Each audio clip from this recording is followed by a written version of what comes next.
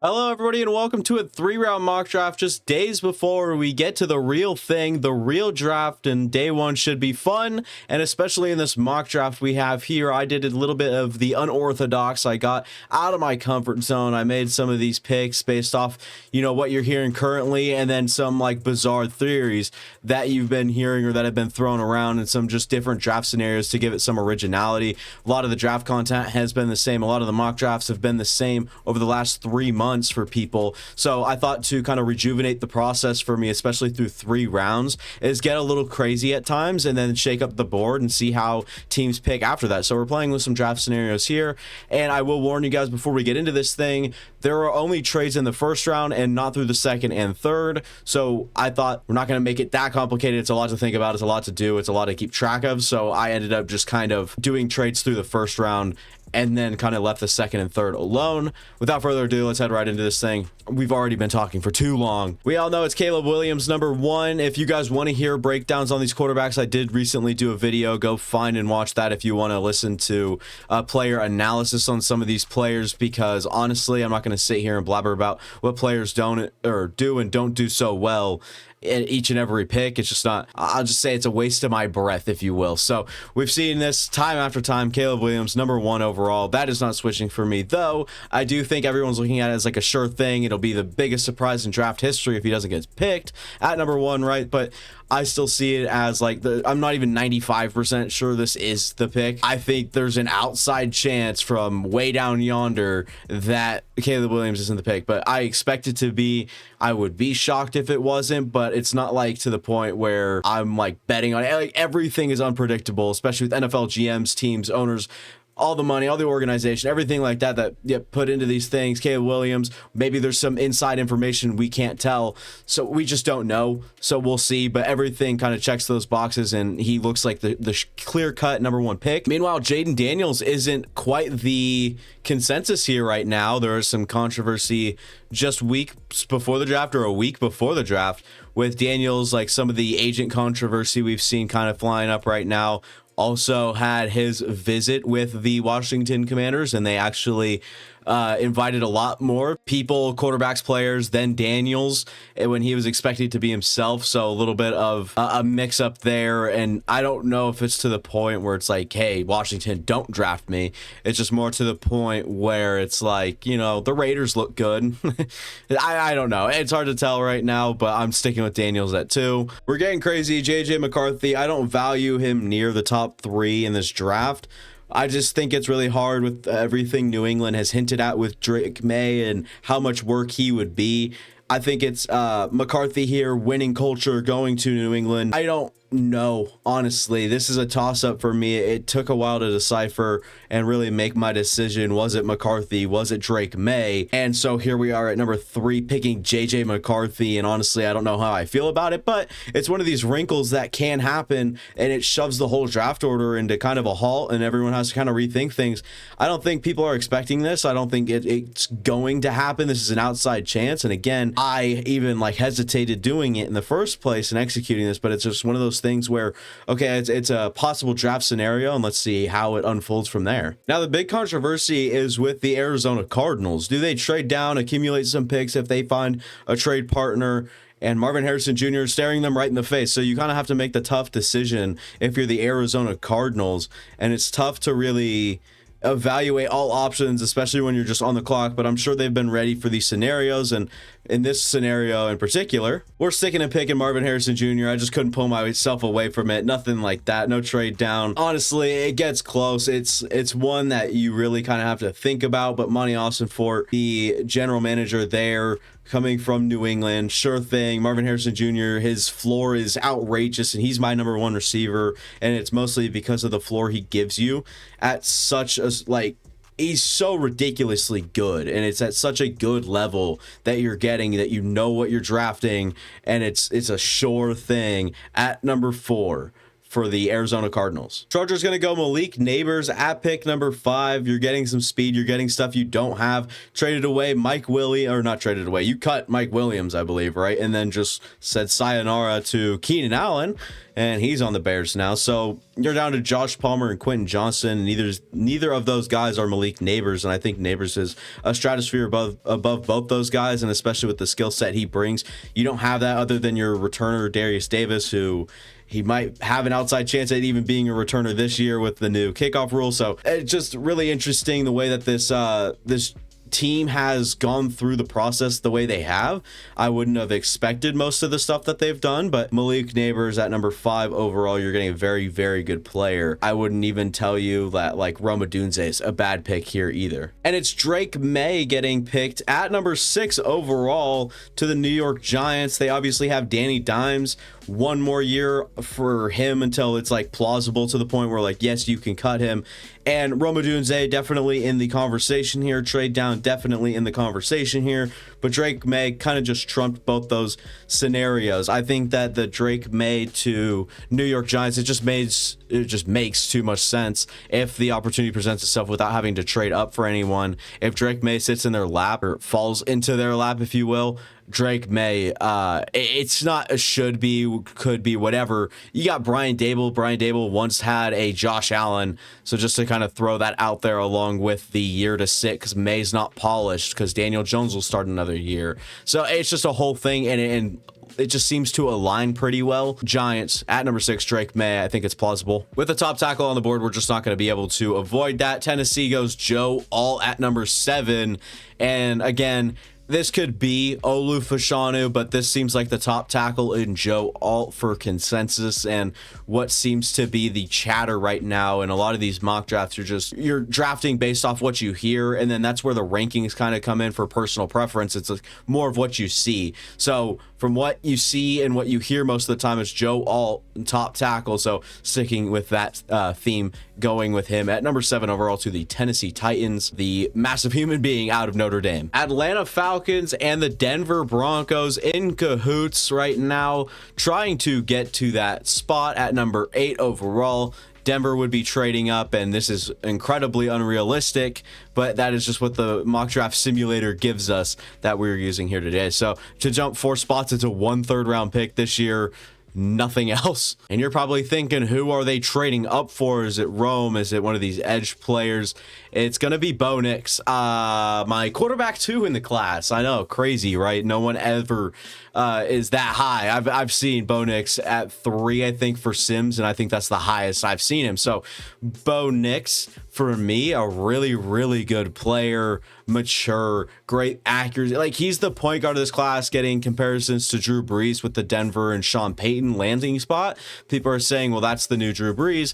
And yes, perhaps you don't have to trade up, but Sean Payton is in the position of power, and he's going to make the power move. He's going to shoot himself to the number 8 spot and move up 4 spots to ensure he gets his quarterback of the future. We've seen quarterbacks fall like flies, and so Michael Penix Jr. is the only one remaining on the board. And Bo Nix off at number 8, very unorthodox, very different from what you normally see, but it's another one of those things. It's like, in the NFL's eyes, I could see Bo Nix being valued as not as high as in my eyes, obviously, right? Because he's my quarterback too, and he's right here. I know people are going to be mad. I know people are going to go ham in the comments. Go right ahead. Bash me. I really don't care. I like Bo Nix a lot, and I think top 10 draft pedigree isn't out of the realm of possibility. I love Rome Odunze way too much to let him go past here. People like, help the rookie quarterback, and I think you could do that with Dallas Turner and giving them a better defense because of the receivers they have brought into Chicago.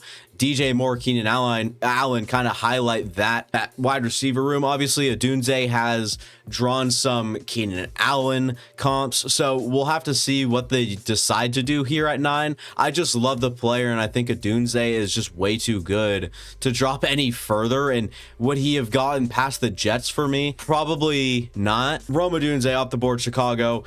just giving them insurance at the position for the future. You have Keenan Allen for now. You have DJ Moore.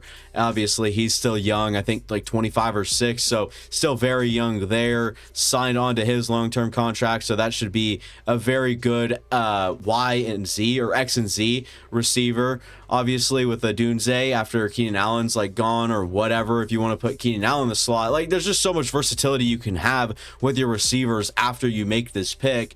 If it is a Dunze, Brock Bowers for me for the Jets.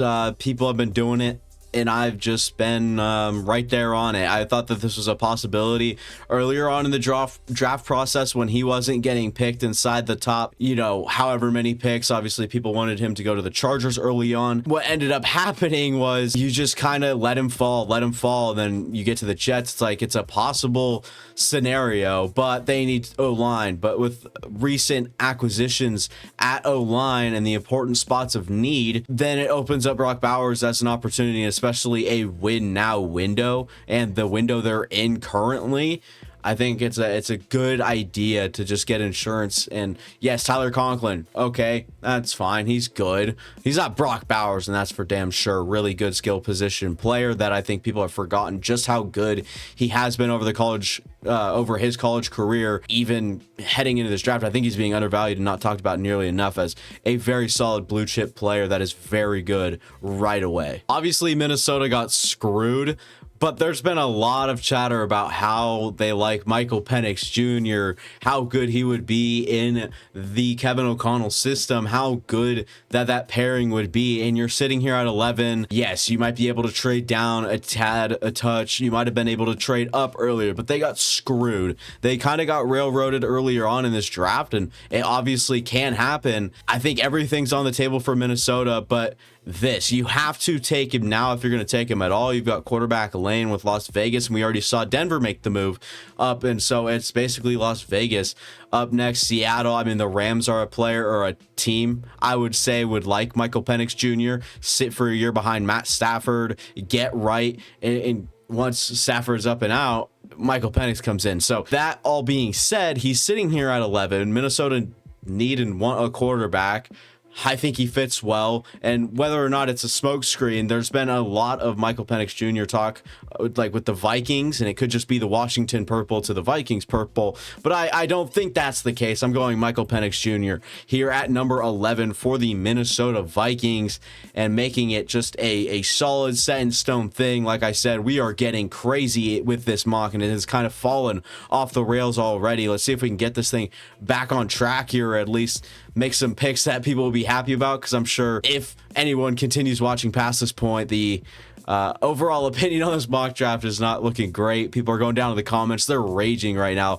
There are some mad people about this one, I'm sure. And it's Dallas Turner for the Falcons. You look at their depth chart, their roster, they just need edge rushers. And, well, Dallas Turner, lucky enough, is very good at rushing off the edge. He's good, to say the least. Very athletic, gifted, lengthy, speed.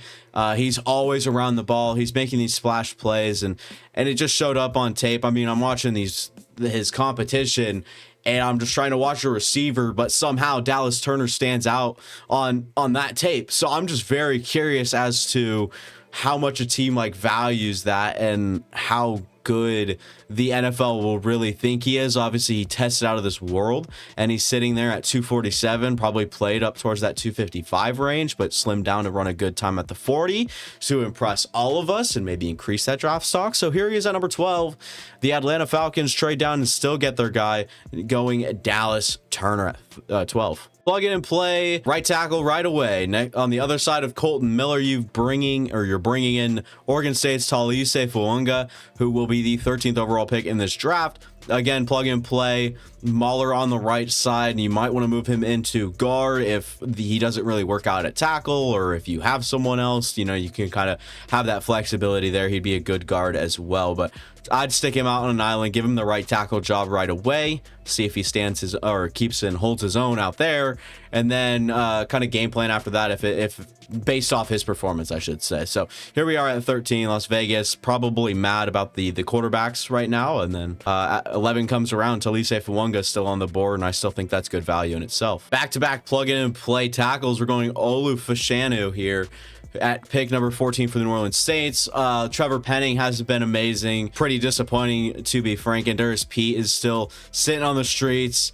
And Ryan Ramczyk's future up in question right now. So Olu Fashanu at 14 comes in. He'll start at left tackle. He's a good pass protector who's got a few things to polish up. And a lot of people are saying he's like a definite top 15 pick. So I got him in here by a very slim margin at number 14 before the Indianapolis are picking up next, or the Indianapolis Colts are picking up next. Quinyon Mitchell, it's no question. Chris Ballard, Quinyon Mitchell, great pairing. Athletic, tall, shut down man-to-man coverage corner with size, speed, all the intangibles, and showed out at the Senior Bowl. Tested again amazingly. So we have ourselves a definite corner one in this class. I think he has separated himself from the other corners in this class in terms of draft stock and what the upside looks like for Quinyon.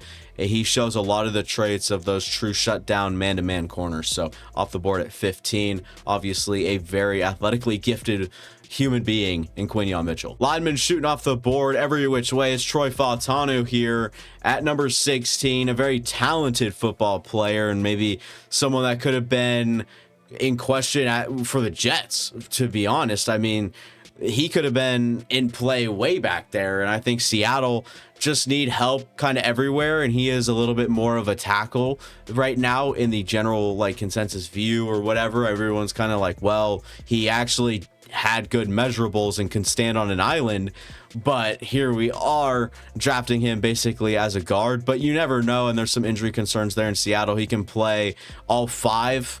I don't think center would suit him so well, and then right tackle might be a weakness, but left tackle, left guard, right guard I think would be great for Fautanu, and you have yourself a piece like that on the offensive line. I don't think you're missing out on much here if you're saying like you're overvaluing someone or there's better fits elsewhere. Like Fautanu, regardless where he ends up playing for you, will be a start day one great football player for you with extreme versatility, and that value in itself already makes him so worth this pick at number 16 for the Seattle Seahawks. It's Nate Wiggins to the Jacksonville Jaguars, another guy, like guys just don't move like that, but another guy that's just very athletically gifted. He is slightly underweight. He is one of the younger guys in this class, so with those weight concerns comes like, okay, well, he can grow into a bigger, broad young man that can develop and put size on well. He's trying to fine-tune a few things, get him in an NFL room, and get him with strength and conditioning coach, dietitians, like stuff like that can really help, especially at the NFL level where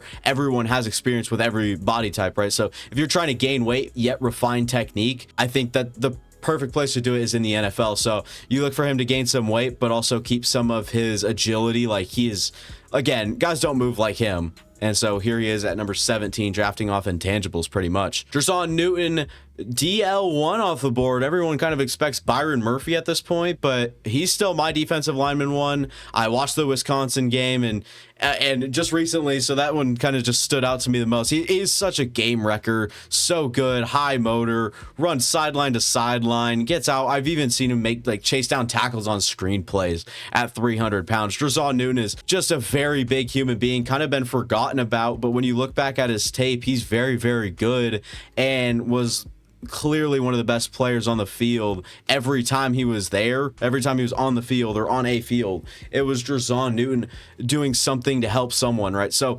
Dreson Newton, very solid. And again, the Byron Murphy, it could be up there, right? Like Byron Murphy, Dreson Newton for some people, but for me, I have Dreson Newton above here in this mock draft. It is very close for me, but I would have to give Dreson Newton that slight edge, and then in the same tier and right below him is Byron Murphy Jr. And maybe the NFL team or teams view him that way as well. And so Cincinnati passing up on maybe edge rusher, Brian Thomas, and then the offensive tackles, maybe a need there, but they have who do they get? They have Trent Brown. So at 18, Dreson Newton's the pick for me. This one's chalk. It's Leatu Latu.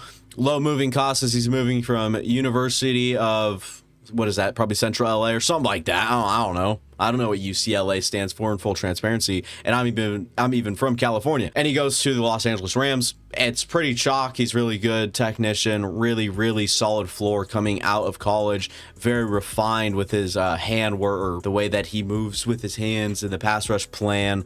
The way he puts on pass rush moves on tackles just looks so professional, and he'll fit right in right away in the NFL. And he's getting taken to the Rams, who are in need of some help on that defensive line, especially with the recent retirement of Aaron Donald. So maybe they'll go some like defensive interior later in the draft. We'll have to see. Jackson Powers-Johnson losing some steam as we get closer to the draft, and obviously maybe not some good reason why, but we've just had some late risers here, and then he just ends up being one of those guys that kind of gets just knocked down.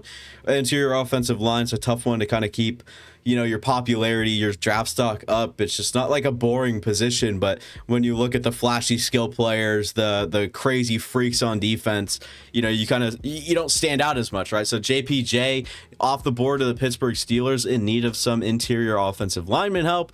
Powers-Johnson sitting right here, perfect. He's bigger than most centers come out nowadays. So Pittsburgh getting a brawler on the inside, and I couldn't imagine anyone who would fit better at the spot. Maybe Graham Barton you might want, but I don't think he's like your true center, though I do think he could play center. Kind of an underrated need for the Miami Dolphins for most people, but I'm going Byron Murphy Jr., not Murphy Jr. I don't know why I said that. Byron Murphy, Texas defensive lineman out of, I already said Texas. This has been one hell of a pick, right?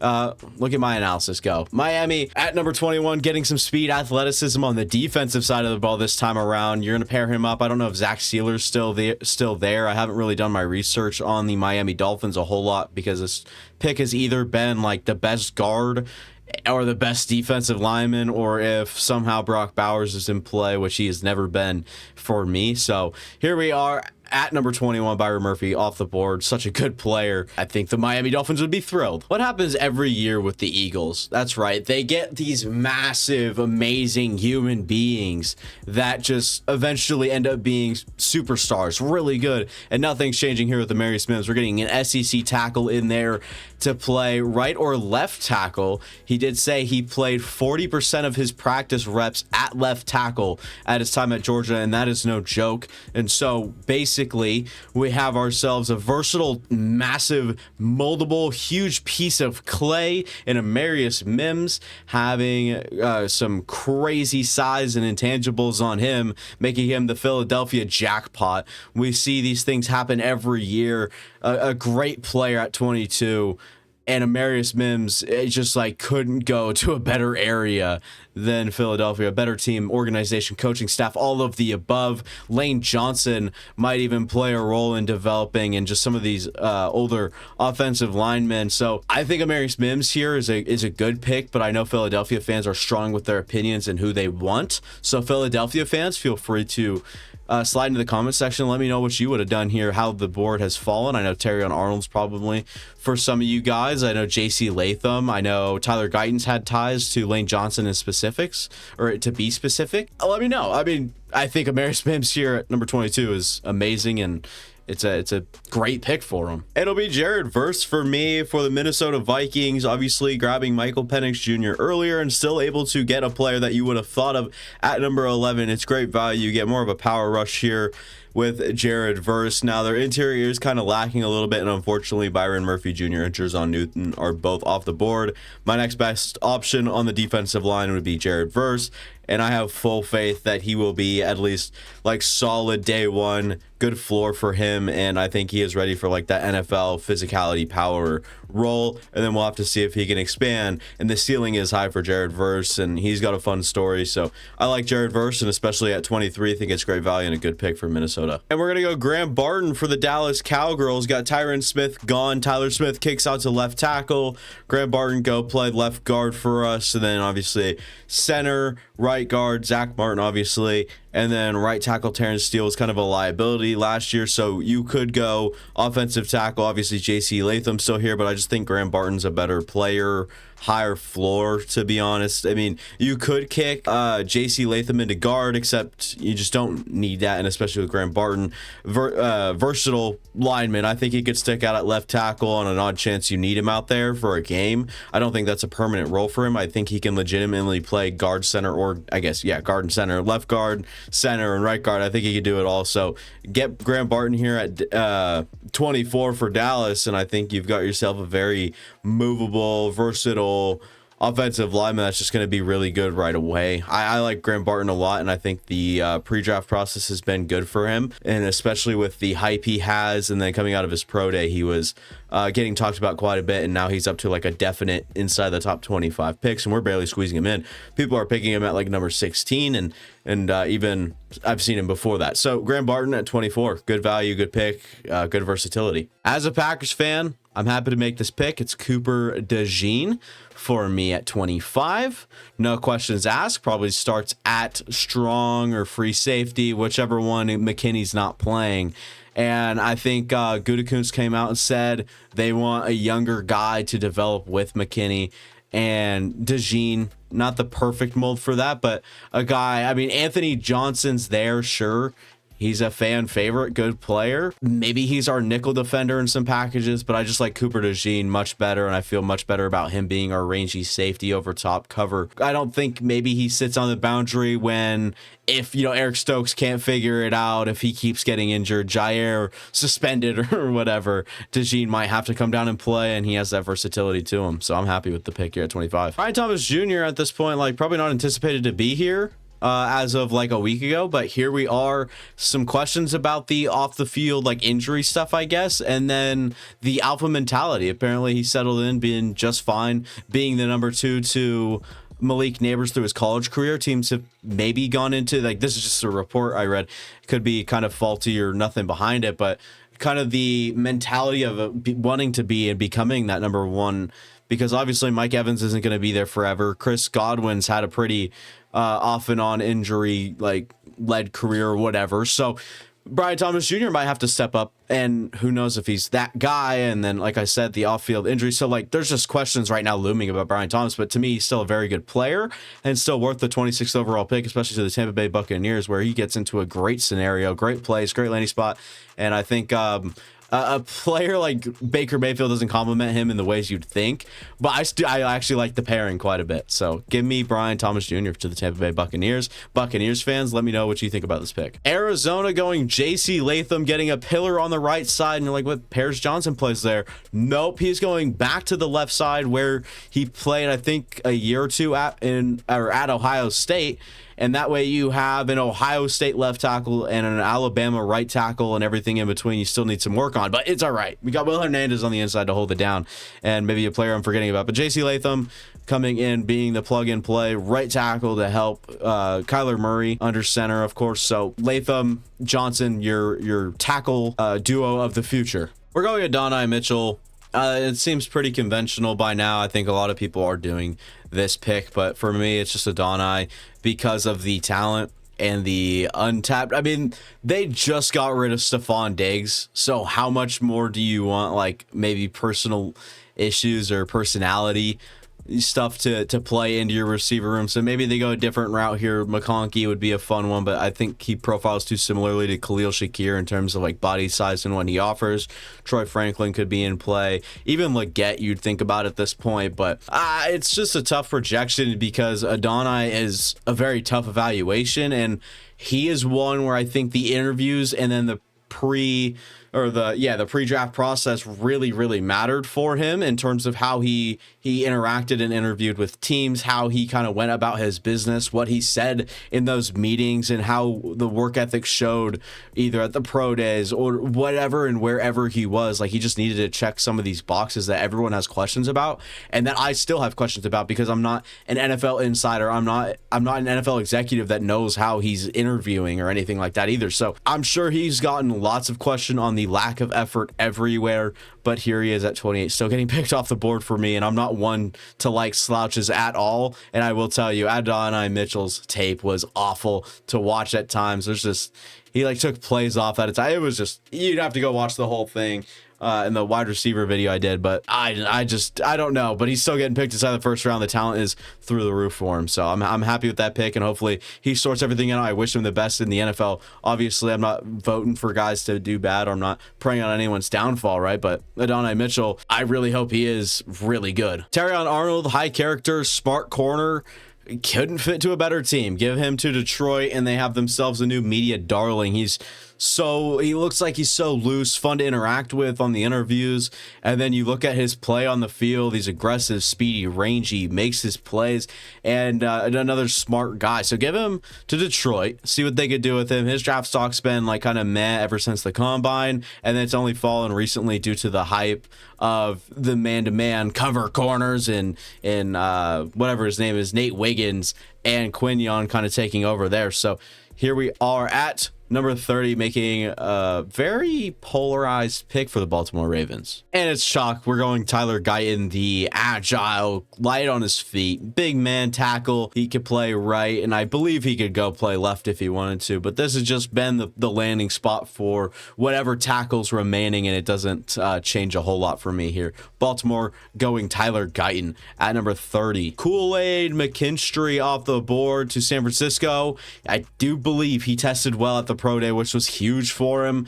I think he is going to be one of the steals of this draft. I think he comes in with a very solid floor, a lot of experience at Alabama playing the high caliber competition he did. So I believe McKinstry will come out of this thing and maybe not be valued as the number 31st overall pick. I mean, I see him go a lot higher in the NFL draft, but I still like McKinstry a lot to be, if for a value pick this late in a draft. Then we're going Ladd McConkey amid the Rashee Rice controversy. I think that's pretty much been set in stone, or not set in stone, should not definitely say that. He's kind of looking at like a 6-game suspension, I believe. So nothing is set in stone is what I was kind of meaning to say. But Rashee Rice, maybe their like slot gadget receiver, maybe that turns into McConkey for the first 6 weeks, see how he excels there. If not, you move him outside, Rashee back inside, like whatever the situation ends up ultimately being. You still just gain flexibility and a really good productive separator in Ladd McConkey that should be very good and again very productive in the NFL. Troy Franklin off the board at number 33, the first pick of the second round to the Carolina Panthers for their first pick of this entire draft. I like the player, gets downfield. A lot of people have a lot of questions about him, but to me, I like the way that he plays overall. And again, you want to learn about these players, go to my wide receiver video, because I did talk a lot about Franklin and then maybe some of the higher bust potential than you'd like, but I still think the way he'd play would complement Bryce Young and his skill set pretty well. Doesn't take long for Braden Fisk to fall off this board. Second pick of the second round, it's Braden Fisk to the New England Patriots for no particular reason. I know people might have questions about that, but no, all right, I'm not going to have it, but the Patriots in this spot, I forgot who they picked. Was it McCarthy? And now you're going Fisk. So they're really ruling this Caucasian draft they got going here. Chop Robinson, just too much intangibles, juice, all that good stuff to be on the board any longer. Taken to the Arizona Cardinals to be a moldable piece. Very similar in terms of like maybe first year we'll see from BJ Ojulari is might translate to Chop Robinson, where Ojulari really came on late and he wasn't really a big factor and then was pretty good towards the end of the season. Might look for a similar role for a guy like Chop Robinson, who's got a lot of polishing to be done for or with him. So I don't know where he ends up going on draft day. I think it just completely matters on where teams value him. Whether or not he's a first round pick, I don't know. He's been getting some buzz for the Detroit Lions in the first round pick, or for the first round pick, or in the first round, right? But Chop Robinson off the board for me at 35. I'm still a believer in Kamari Lassiter. I'm going Kamari Lassiter at pick number 36 to the Washington Commanders, where they've gotten the 36th and 40th pick in case they wanted to dip back into the first round for one of the tackles, but I just didn't end up doing that. So Lassiter will be their first pick in the second round, going with the corner out of Georgia. I don't mind the play speed of Lassiter. Maybe he has to shuffle to the slot. Maybe he has to do a few things that might be a little like scheme specific, but still a very good player, very driven, intense dude. So I'm happy with Lassiter if I'm the Washington Commanders at 36. Chris Jenkins off the board at 37. People are kind of talking about him a lot with Tavondre Sweat and where he's recently dipped down to. He was in that conversation for people like D-line 3 or 4 or whatever. So Jenkins off the board at 37, very strong up against the run.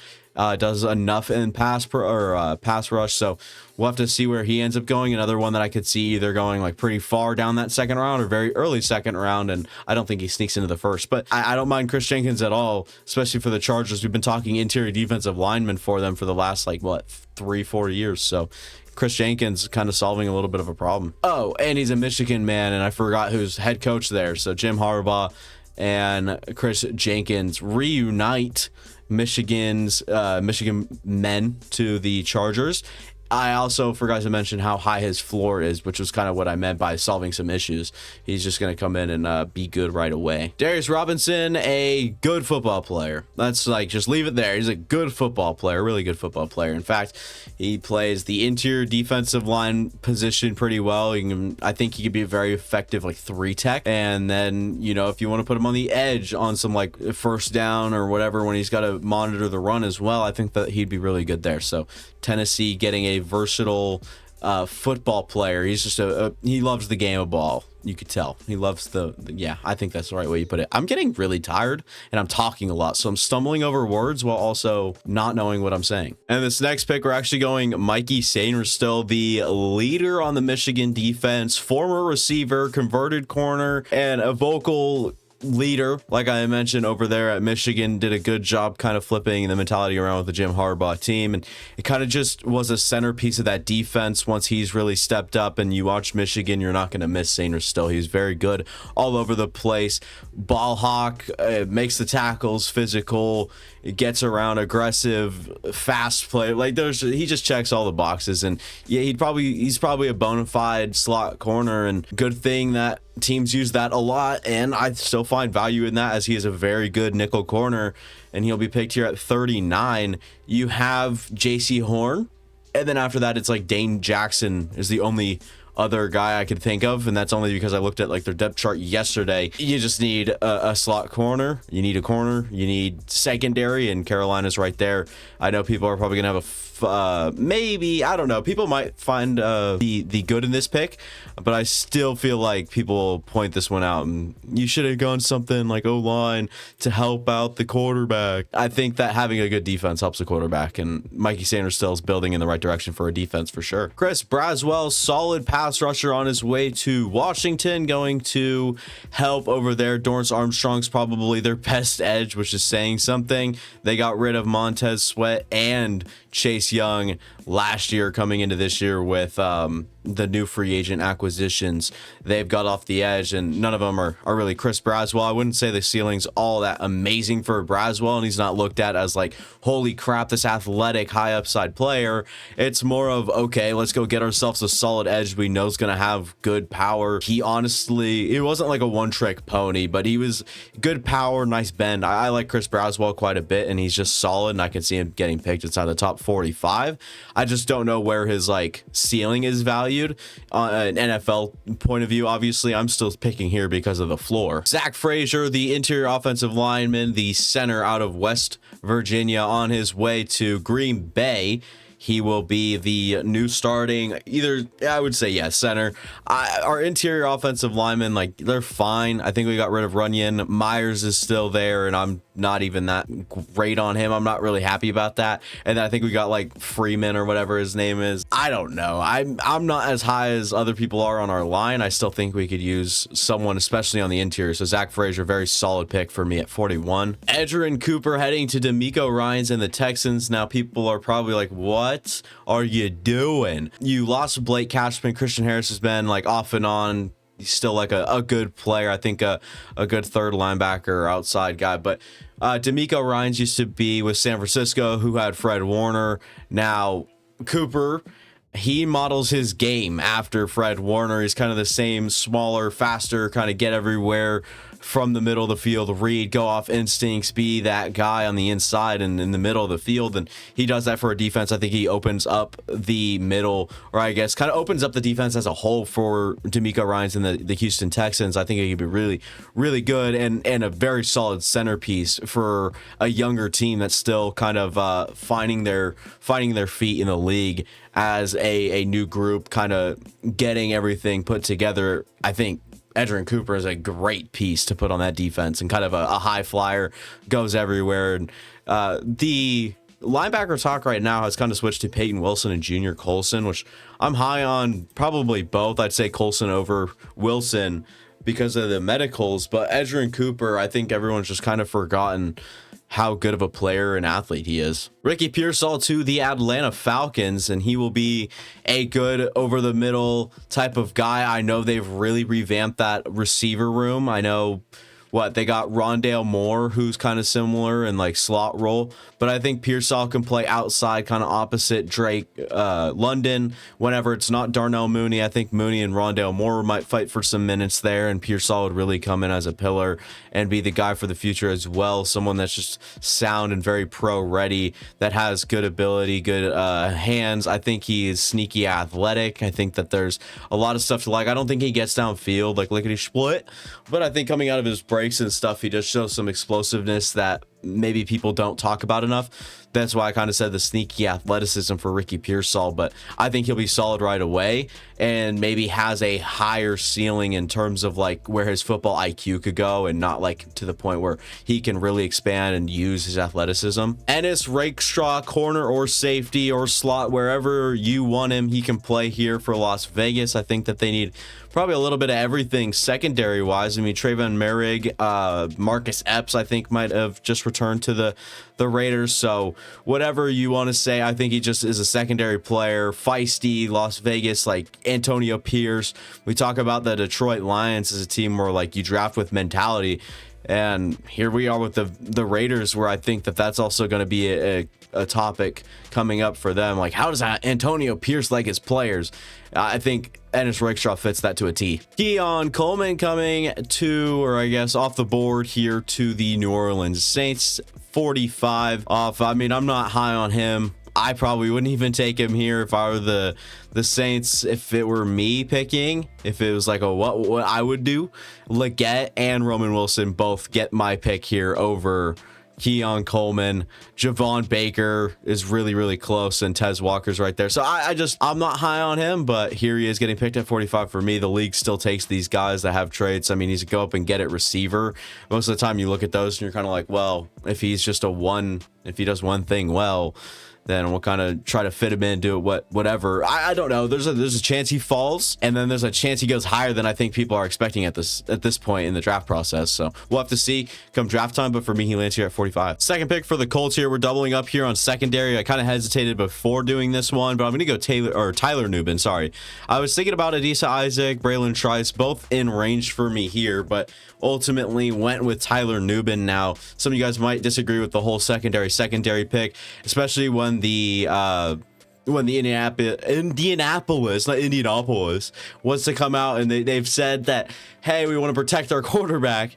I think you already have a very solid offensive line, and the only place you could like extend to that is tight end. And to me, there's nothing on the board right now that I'm like, yeah, let's get him. So I think we'll just stick with secondary picks 1 and 2 at Tyler Nubin and Quinyon Mitchell for the Indianapolis Colts. So we haven't picked a weapon here for New York, and it's going to stay with that theme. People are going to hate me for this, but I'm going Jordan Morgan, kick him into guard, and you have another good player on the interior of that line. What's better than getting weapons for your quarterback? How about let's get him in the pocket for more than 2 seconds to distribute it to the weapon? So Jordan Morgan will come in and hopefully help. I mean, he's that last one until I think now there's a dip. I think Kingsley Suamataia is honestly more of a project. He cannot play in year one.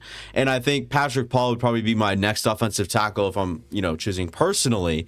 So Jordan Morgan off the board, you get the last guy. And if there were trades, like, you might want to trade back up before you lose some of these receivers that I still see as like top end guys before you have to start taking a little bit lower caliber there with weapons. But we'll have to see how they rebound in the 3rd round, as I do believe they have picks left, right? So we'll have to see again how I think. Yeah, so pick 70, we'll have to see what scraps are left. And honestly, it's such a good class, I can still see them getting a valuable weapon at that point. But Jordan Morgan just shores up an offensive line, which I think is just just a little bit more important, and especially position of need and where he's at on the board compared to the rest of the class versus where like the weapons lie. So here we are, Jordan Morgan. Giants fans, go crazy. Let me know in the comments, and we'll move on. We're going with one of the weapons now, one of the Xaviers at the top here with Leggett to the Jacksonville Jaguars. They lose some of that star power with Calvin Ridley, and now you're just looking for the next specimen. And I think that Xavier Leggett's the same thing. Now people are going to be a little mad at me for saying this, but you've got to remember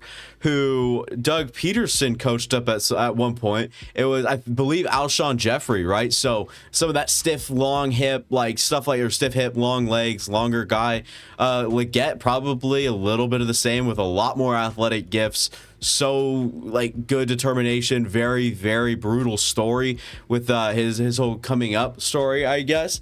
So if you guys want to read into Leggett, he's probably one of the top 3 stories of the draft for sure. And I'll have to see where he gets drafted, because it is crazy the character that this kid is, and I honestly love him a lot, and I think that he has potential to be a difference maker and a real wide receiver 1 at the NFL level. Back to back Xaviers. We're going this feels a little dumb. All right, you're gonna give Joe Burrow, T. Higgins, and Jamar Chase and Xavier Worthy.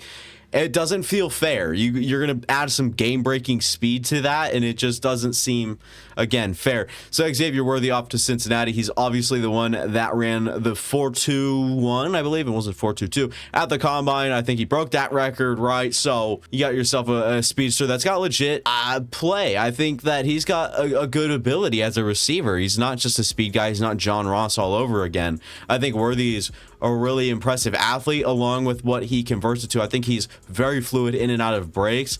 He has guys in blenders all the time. He moves laterally really well. So I'm happy with Xavier Worthy here before we get to that top 50 spot. Now, people that are talking about him in the first round, now that's a bit more rich for me. And the only way I see that happening is saying Kansas City sees him as Tyreek Hill. That is the only way I see him going in that first round, is with the last pick. And if the Cincinnati, or if Kansas City thinks high enough on him. So I don't think that's the right area for him, so I feel more comfortable picking him down here, where I feel a little less rich, I guess. So give me Xavier Worthy for the Cincinnati Bengals, and give them some great game-breaking speed along with their 2 very good receivers, and adding just another element to that offense. We'll dip into the secondary pool after we tip, or whatever I just said. Wow.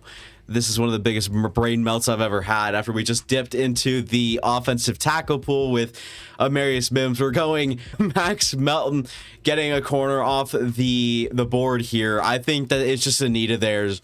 You look at how old they got very quick. Darius Slay, James Bradbury both saw regression.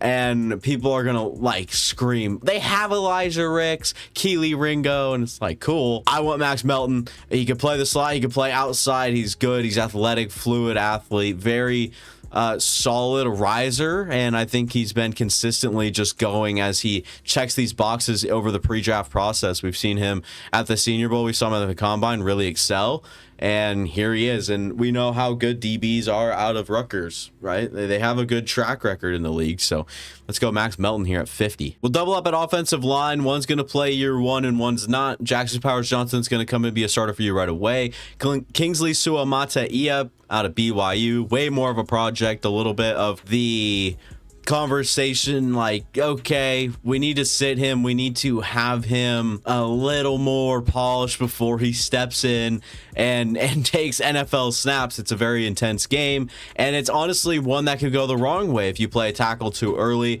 or you see some of these things and it's like, well, I don't think he could play.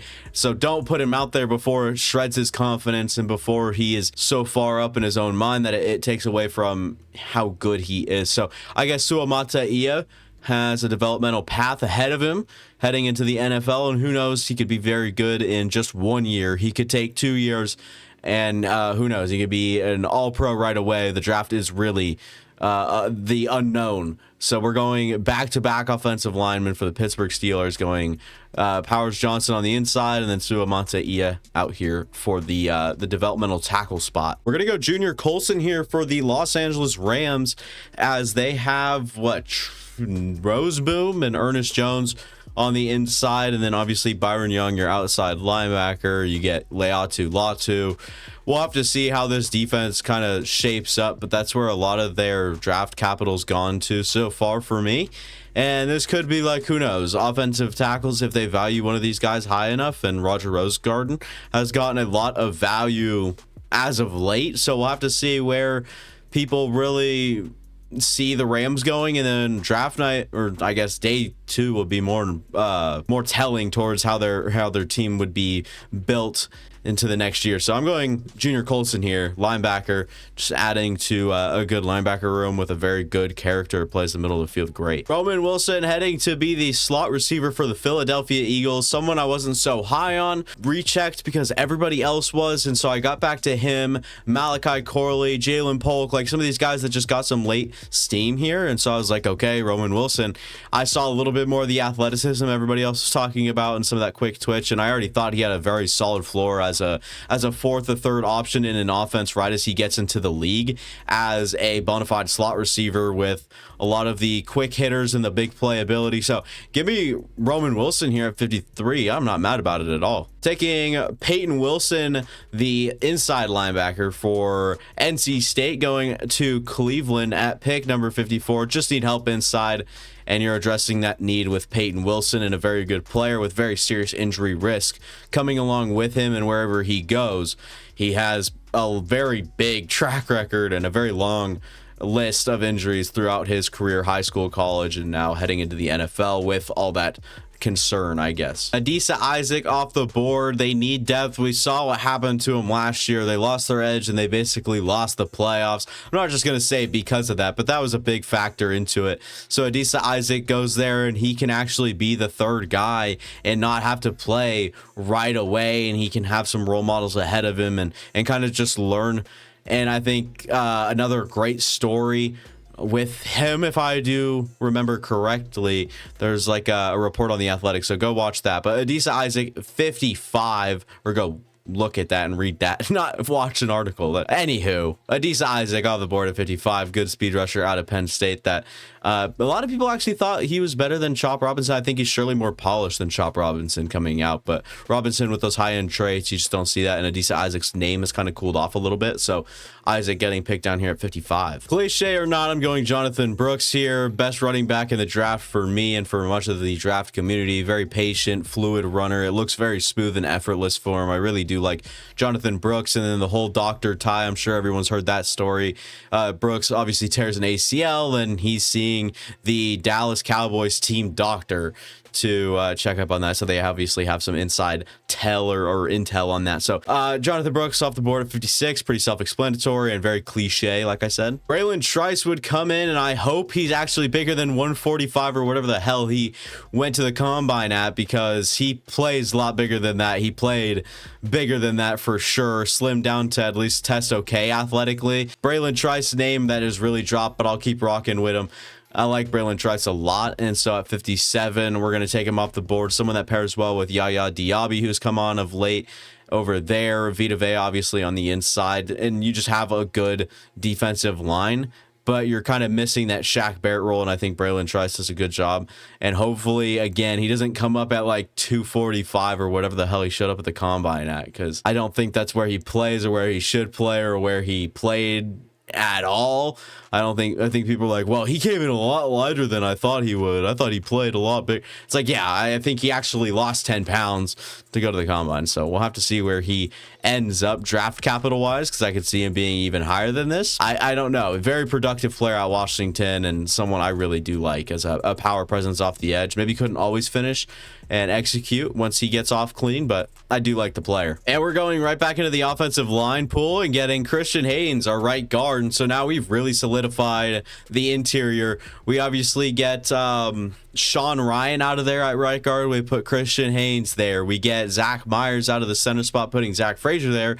So Elkton Jenkins at left guard, Rasheed Walker at left tackle, and Zach Tom at right tackle makes us very, very good on the offensive line. One place I can really see us investing draft capital into, and then we have the availability to pick the remaining good players left at the picks that we have. I really like this draft for the Green Bay Packers so far, going Cooper DeJean, Zach Myers, Christian Haynes, or Zach Frazier and Christian Haynes, and then kind of getting the pick of our choice or whatever. Everyone else is gonna be there, and I kind of have to look at it like a depth of this class is in the positions that like are fun, and so we'll have to see who we end up with in the third round, and maybe I think we might have a late second, or no, I don't think so. So anywho, on with my blabbering to the Texans pick. Another defensive pick, we're going Rook O'Roro, who will be out of Clemson, and more of the Eric Armstead build or archetype that you want to talk about. Big, he's very raw though.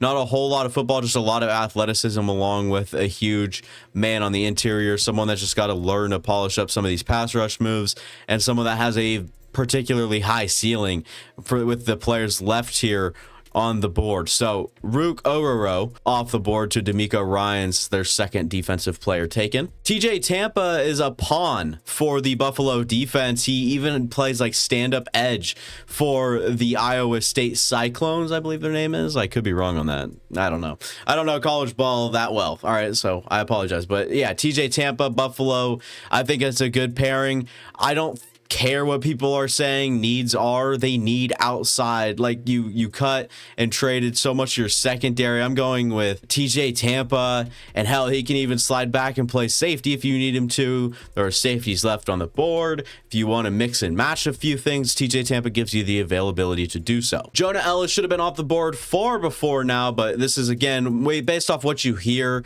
and what you see around the league basically. So we're gonna go Terrion Arnold, and then another very hard worker, a guy that actually has a bloodline in the NFL, Jonah Ellis, brothers of like Caden Ellis, and then another one on the Eagles, I believe, like Noah Ellis or something like that. That is just a massive human being that plays interior defensive line. So Jonah Ellis, a little bit lighter of an edge, and I think he could bulk up to maybe 250, 255, somewhere in between that range there. But a good get off and just finds a way to win. I like Jonah Ellis a lot. And again, if this is like what I was doing, he'd be a very early second round guy for me. I really do like Jonah Ellis and his skill set and how it would complement Aiden Hutch.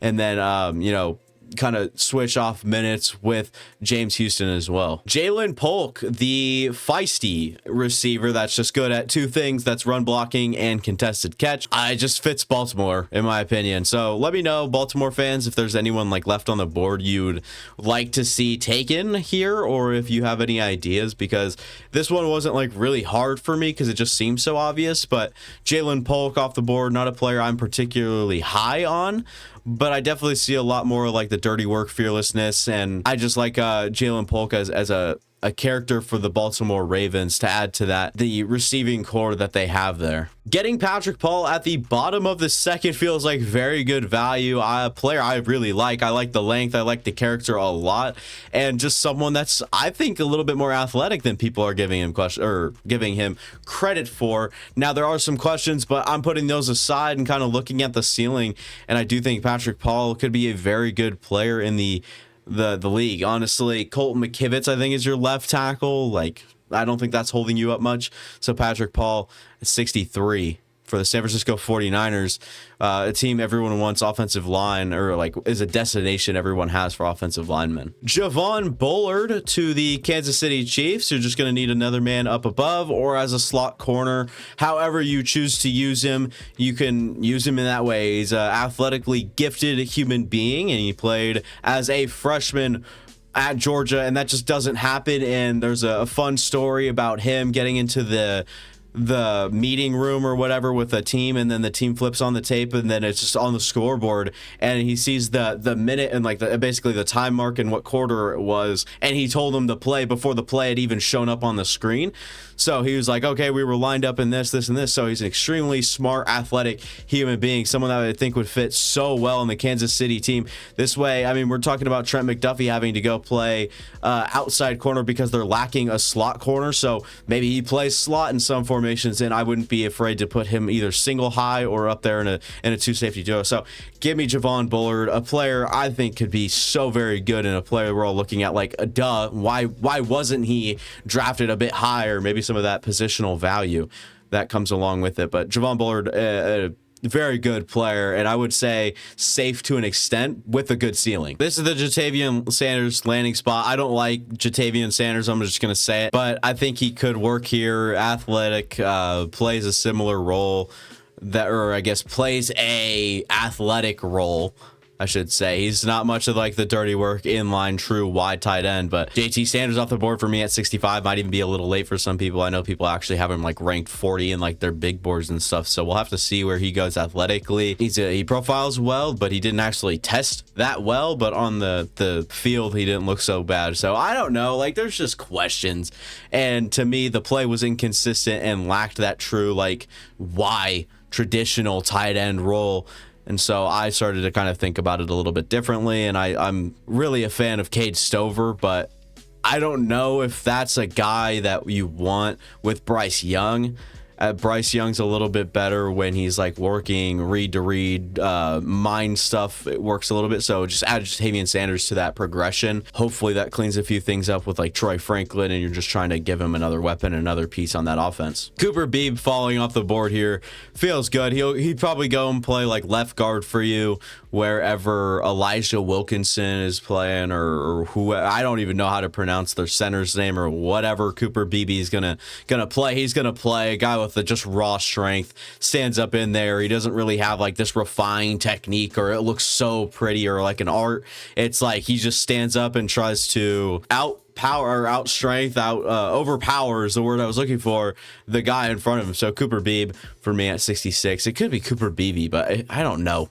It just changes every time you read it. Kieran Omagaji, the Yale kid, tackle offensive lineman, because I think he's actually going to be a guard if this is the situation here. So with Washington, I think there's a need for left tackle. So Omagaji can go play out there, or you could draft someone else here. But Omagaji I just like a lot, and they need a lot on that interior, or I guess that offensive line in general. You have Andrew Wiley starting on the right side. I think your center's okay. So Omagaji left tackle or left guard, either or. I think he'll do a good job, and especially 2 years down the road or so. A very smart player, character on the field. So I like a good gobby. That's probably mean. Sorry, I didn't mean to offend anyone. Omagaji, they just need linemen. I thought he was kind of like the best available, so just went with him. Roger Rosengarten was kind of enticing, but he's way more athlete than he is lineman at this point. Dominic Pooney, an interior offensive lineman for him. He has experience at tackle and at guard at Kansas. He was very good at both, and I just think he'll project to be a very solid starter at the next level. It's something New England needs. Getting in the third round is something you could put good value on. It's just like knowing you're getting a good starter, or what is already a good base, and you might just have to do a few things with him in practice, and then boom, you have yourself a good player. And especially a few years down the road when he's got a little bit more of that experience, he's just going to be a good player for you. So I don't mind the pick here. New England could have gone so many different ways at this point. I think that there are some receivers on the board that I wouldn't mind, and then interior offensive lineman is the is the ultimate outcome we just did, the way we went for them there. Tackle, Christian Jones probably was like the only other one I probably would have thought of there. Edge, I think we got Braden Fisk for him, which isn't like a solving anything at edge. So let me know where you would have gone, because I'm curious. Oh, corner was another place for New England, by the way, too. All jokes aside, I can see this happening. We're going Blake Corum for the Los Angeles Chargers. No joke here. This can happen. It's Jim Harbaugh, the decision maker, and it's Blake Corum, the Michigan legend. I don't think that I would struggle seeing the realism in this. I think it would actually be heartbreaking if he chose another running back here other than Blake Corum. So who knows? We'll have to see what happens, but this is very much a possibility of happening. Chargers going Blake Corum, who should be a very solid pro right away. Tez Walker at 70, you're just getting a big guy to play on the outside. It's Isaiah Hodgins, but way better. People are going to hate this. I love Tez Walker. Go watch the receivers episode or receiver rankings, whatever. that I did, because Tez Walker is actually pretty high up there for me. I think he's outside my top 10 now, but still a very good player that can, one, stretch the field on the other side of Jalen Hyatt that gets really dangerous, and then works over the middle better than a lot of receivers in this class, especially with like tempoing his routes and working in between zones, sticking down. And then he's a very hard team worker and someone that could really help. And there's a North Carolina connection between Devontae Walker and Drake May, who had a very solid rapport at NC. So we'll have to see if this ultimately happens. This is like really one of the best scenarios for Tez Walker, in my opinion. Trey Benson off the board now, and I'm full transparency, I'm a Jalen Wright guy over Benson. I'm not even a Benson guy in the first place. I actually have another running back we'll talk about here shortly, but Benson, 71 overall to the Arizona Cardinals, hit that 4.39 mark at the combine. So maybe you look at that and you're like, well, the athletic upside is actually significant. Jaden Hicks, the big downhill safety human being for the Jets, kind of lost some of their safety help over top, and now you're getting a physical player that I think fits Robert Saleh really well. So Jets fans, let me know. Obviously there's other things on the board and maybe some other needs you might point out, but I think safety's a pretty good need for them, as long as I'm remembering correctly, and Jaden Hicks on the board, and I'll stick with that pick. This turns into best player available. And then when you look at Dan Campbell and the team he's got, DJ Reader or Lee McNeil, I know they're already there, but get Michael frickin' Hall, the swim move master, on the interior to learn from those guys, be your third guy. He's like 280, kind of a tweener. Put him at 3 tech, DJ Reader at nose, put Jonah Ellis on the outside, put Lee McNeil at the other side on 3 tech. Like, there is so much you can do, especially grabbing Michael Hall towards the end of DJ Reader's career, and then let him learn from Reader. Like, there's such an avenue and such a high upside player with Michael Hall that has a good floor as a interior pass rusher and a situational player in the 3rd round. I think it's good value. Landing spot no one's really talking about. We go with Spencer Rattler at 74 to go back up Kirk Cousins. Where's Desmond Ridder? Didn't he get traded or something? I'd kind of have to look at that, but Spencer Rattler off the board at 74. Obviously, we know, I think Taylor Heineke's there or whatever, so maybe learns from a few guys, and Kirk Cousins especially, someone that's super humble, I think could really help Rattler. I'm not saying he's not humble. He's had character concerns in the past, and especially with so much attention on him as a kid, and kind of just growing into the player he is now after South Carolina, gets into a Shanahan per se, or like an extension of Sean McVay's coaching tree there. So Spencer Rattler, I don't think people are talking about this much at all, but I think it makes a whole lot of sense sitting behind Kirk Cousins.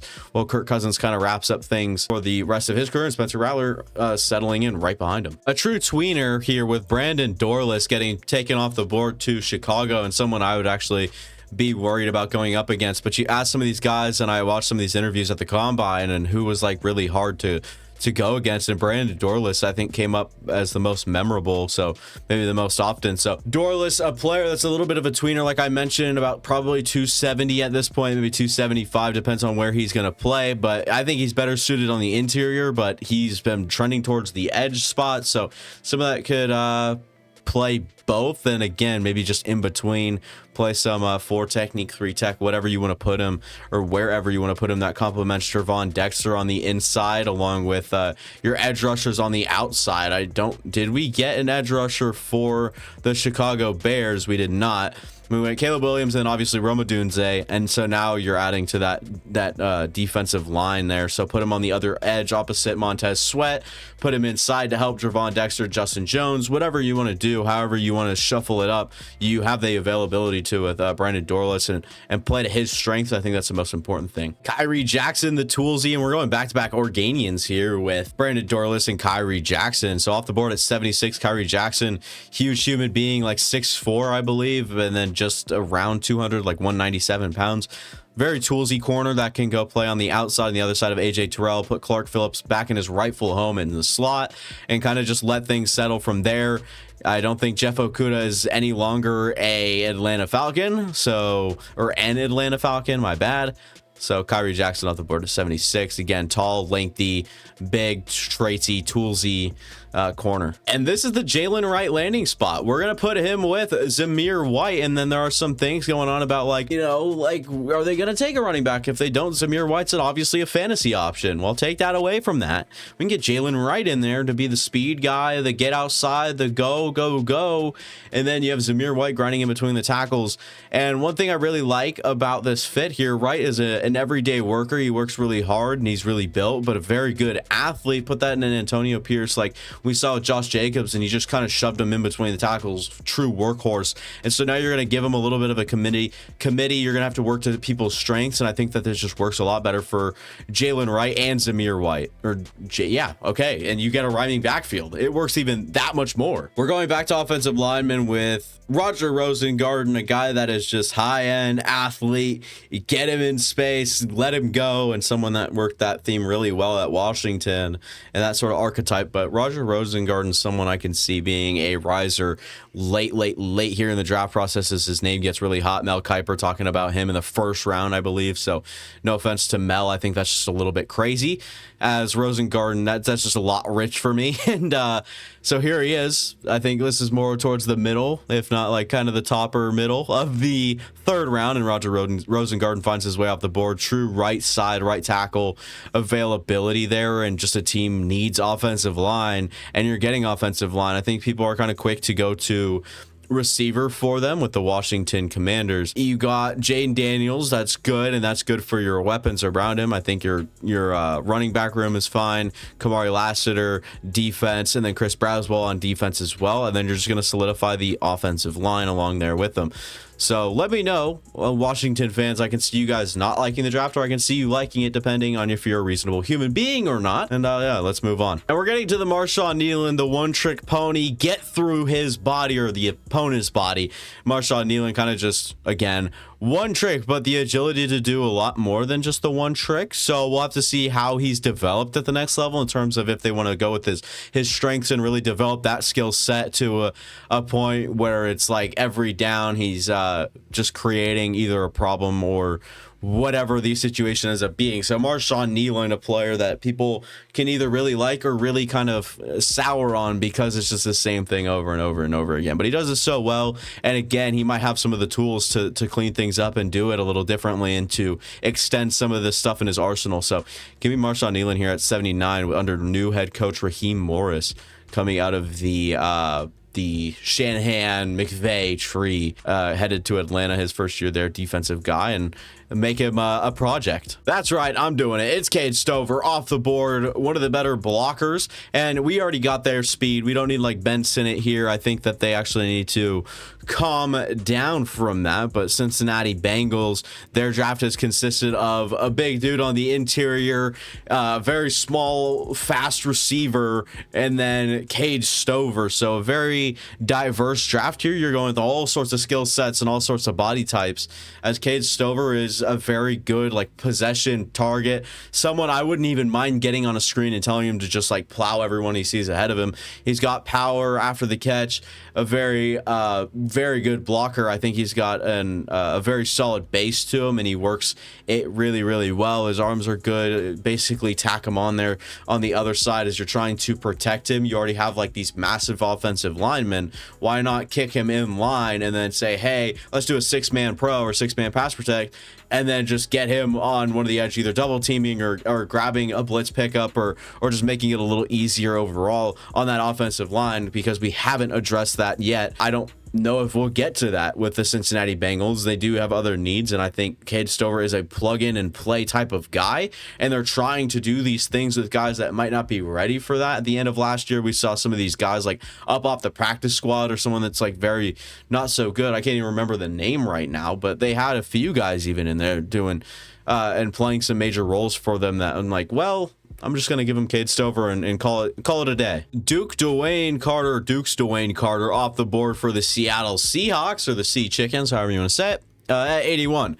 Dwayne Carter, probably not someone that's high on everyone's radar, but if you want to go look around, I mean, there are places where he's higher than others, and I'm higher on him than others. Him at the Senior Bowl really stood out to me. Got into some of his tape, and I really do like Dwayne Carter. a very quick player, a very essential leader and part of that defense. And I think that there's just a lot to be talked about here with Dwayne Carter as a draft prospect and someone that could potentially be picked inside the first 2 days of the draft, and someone I really see him as that sort of talent. Now we'll see what NFL player or what NFL teams and executives think, because obviously who the hell am I? But Dwayne Carter off the board at 81. Malachi Corley and his dynamic skill set headed to Indianapolis to complement those in the receiving room named Alec Pierce, Michael Pittman Jr., Josh Downs. Josh Downs and him, I could see kind of switching some of that role. I mean, Josh Downs on the quick slants, and then you have Malachi Corley on the quick screens. He could be playing some minutes over there where Alec Pierce might have been and getting downfield. I don't think he's that polished right now, and I don't think many of their receivers are when you look at it, other than Josh Downs with movement ability and just the way he naturally was able to run routes. I don't think you have much of that with Alec Pierce or Michael Pittman. Pittman much more of a possession guy, and Alec Pierce kind of just a go down and get it guy. You don't really have any of those refined technique guys that you might see him like constantly separate. And McMillan, sure, he's staring you right in the face. I don't value him anywhere near here. I'm a low man on Jalen McMillan.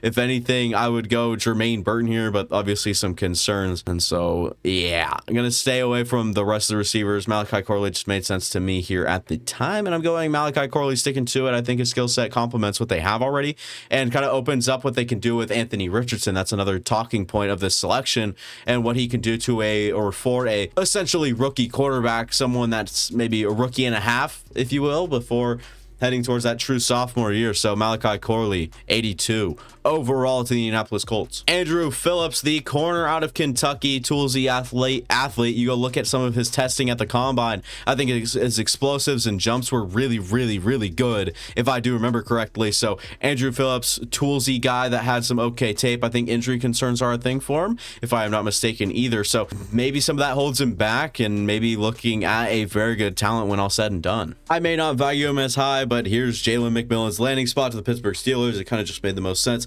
He really struggles with physicality, though. I really worry about him in contested situations and traffic everywhere where there's someone else within 3 yards of him, and maybe the separator he does a good enough job to get away from some of those things, but I just don't know how realistic that is at the NFL level, especially early on in his career. So here he is going to the Pittsburgh Steelers, kind of a player that they don't have. I mean, you look at their depth chart, it's pretty bad to begin with. Denzel Mims, Quez Watkins, Calvin Austin, Van Jefferson, George Pickens.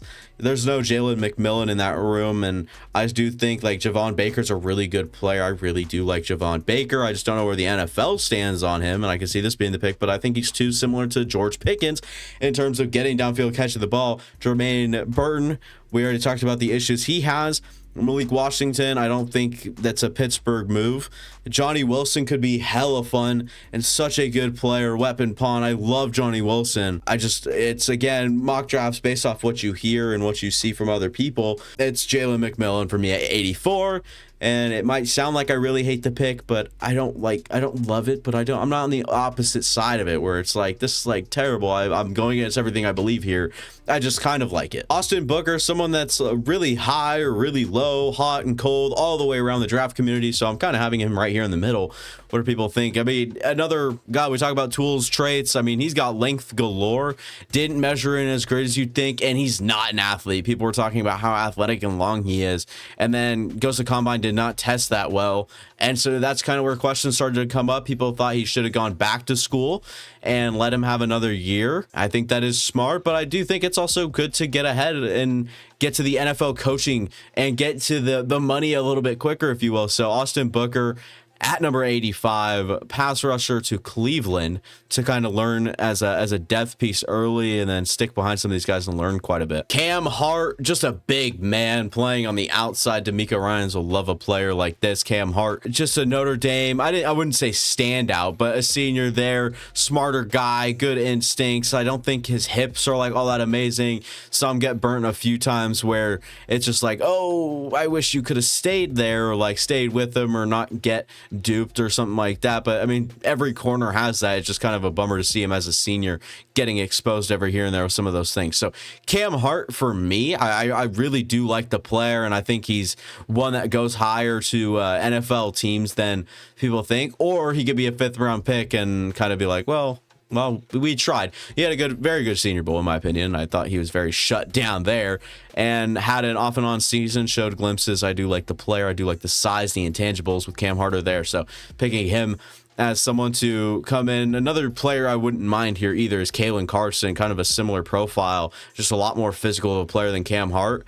But Kalen Carson has fallen down so many of these boards. I mean, he's got penalty issues as well. So who knows? But at this spot, I'm going Cam Hart. Christian Jones, the longtime starter at Texas at right tackle, going to Dallas to put his card into that right tackle conversation with Terrence Steele. And if Terrence Steele really starts to mess things up again, who knows? Chris Jones is there. Maybe he can learn from a few veterans and then polish things up even more. Christian Jones, my bad. Christian Jones. He could be a very good player. And already comes in with a very solid floor. As we saw him really excel at the Senior Bowl as well. And here's my guy. We have to scroll for him, but that's fine. Marquise, a.k.a. Bucky Irving, Oregon running back, picked here the back end of the 3rd round. One of my favorite players in this class. I think we see Josh Jacobs, think of workhorse. You look at A.J. Dillon, think of power. What don't we have? We don't have a utility guy with the best contact balance you'll ever see.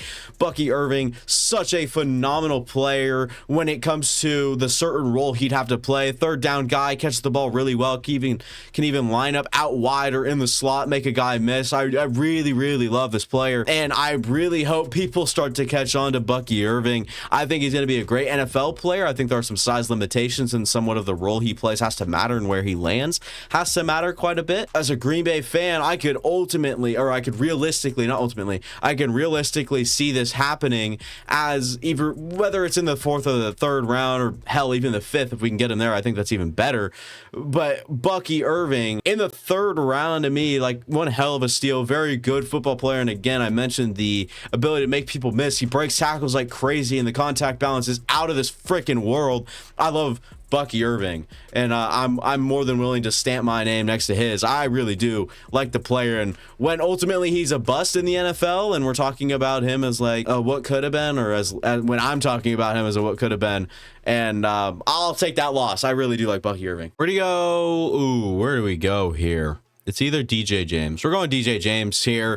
You might not like the size, but I think he could get a little bit higher in that column. And I think he's just a really good cover player. Moves like not a whole lot of people can, but once he puts on weight, maybe you have questions about whether or not he will be able to. So you kind of ask him about that. And if in the interview process, he's like, well, I've maxed out at 185 and I was still able to test, so well, or whatever the situation is. DJ James, high upside player, and someone that can go a lot higher than this, and someone I could see, because of the size concerns and maybe how he interviews or the physical limitations, kind of bring him down the board. But here we are at 89, looking forward to another pick in just 3 picks for the Tampa Bay Buccaneers, going with a position of need in DJ James. Chris Abrams drained the Missouri corner opposite of what's his face that we picked earlier, Ennis Rakestraw Jr., and now we've got Chris Abrams drain off the board. Someone that could play slot for you, someone that could play outside, I think, maybe stand out there for certain reps. You got help over top of whatever that is.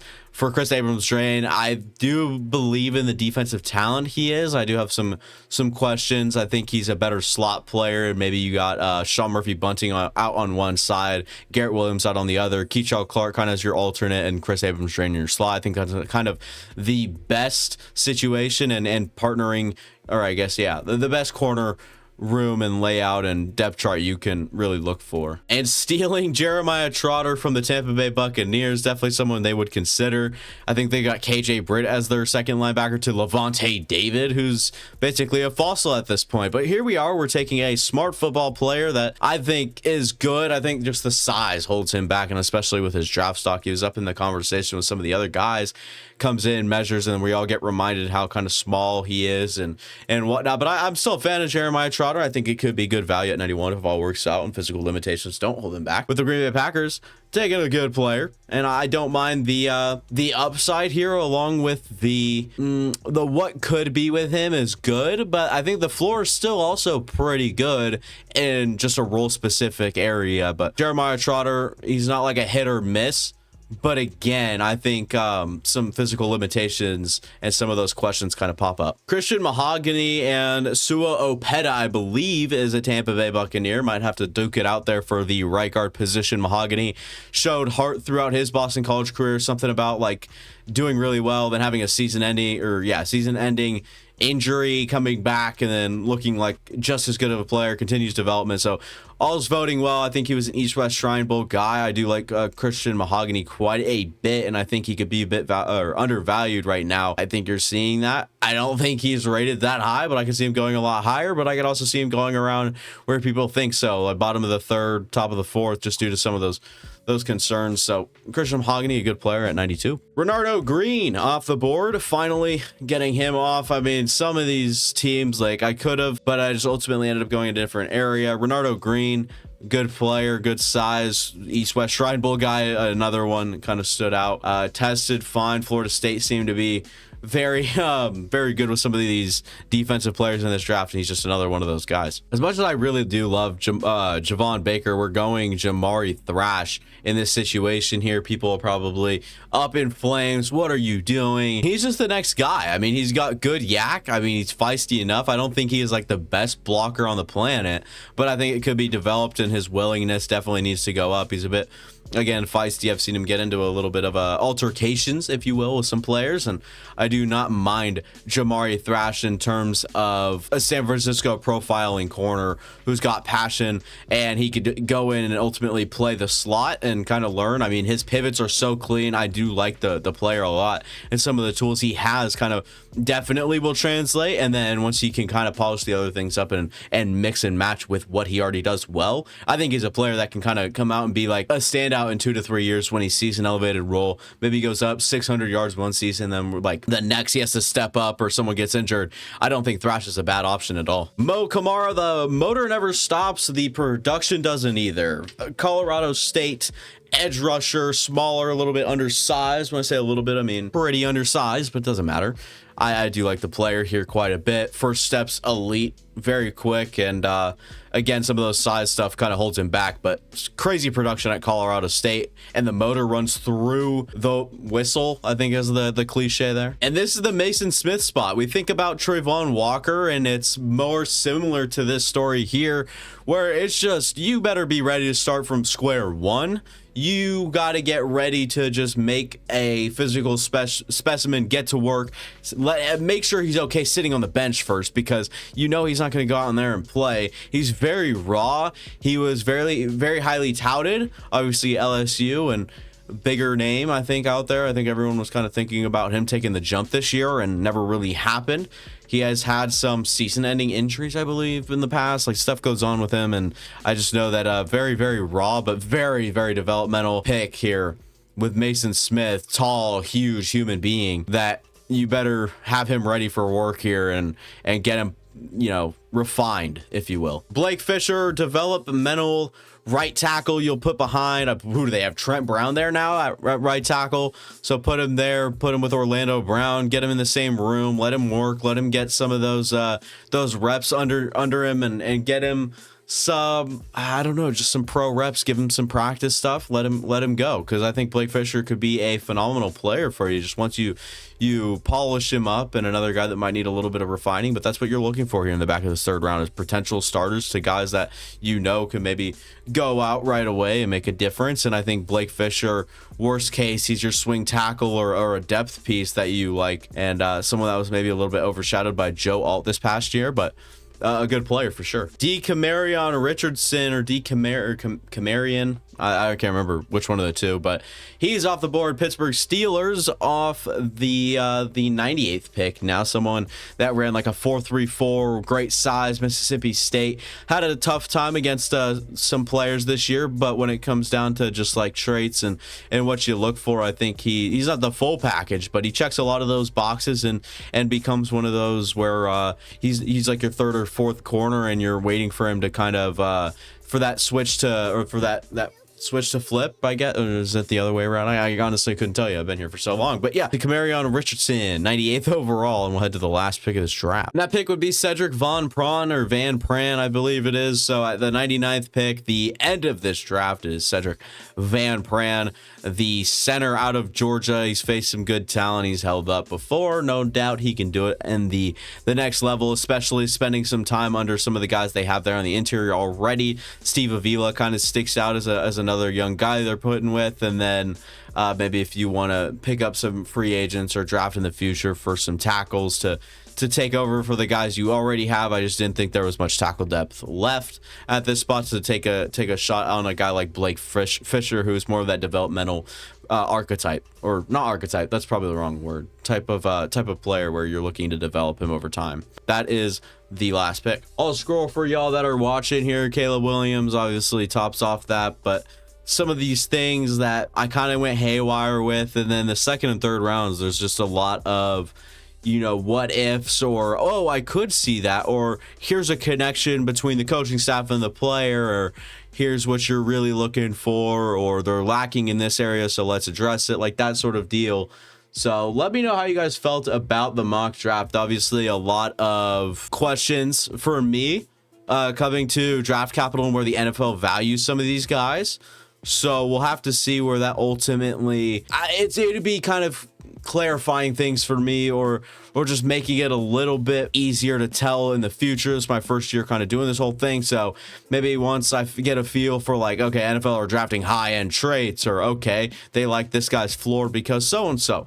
So it'll be a good learning point for me, and I do like the idea of continuing these mock drafts here heading into next year. Probably do one quite often, or every week, quite early, all that good stuff. And only had one trade. Originally I had more, but I just thought it was a little unrealistic, and I ended up just sticking and picking through the first few picks. And if I had to change it, I'd probably do like Drake May here, even though the Giants are like the trade rumors are looming right now about the Giants being potential jumpers to number 3 to get Drake May there. If I had to guess, it's just going to be quarterback 1, 2, 3, no trades, and then we'll see if 4th kind of becomes that wild card. So let me see some of the comments down below, some of your predictions, some of your guys, some of your draft prospects that you like in the 3rd and however many rounds through the whole draft. It could even be, they could go undrafted, they could be a projected UDFA. You could find the Keaton Mitchell of this draft class. Let me know in the comments. And that'll be all for me. Thanks for watching. If you guys enjoyed, go ahead and leave a like, go down, subscribe, go watch any of the past content on the channel. It would mean a lot. That's what I meant to say. And I'll see you guys next time.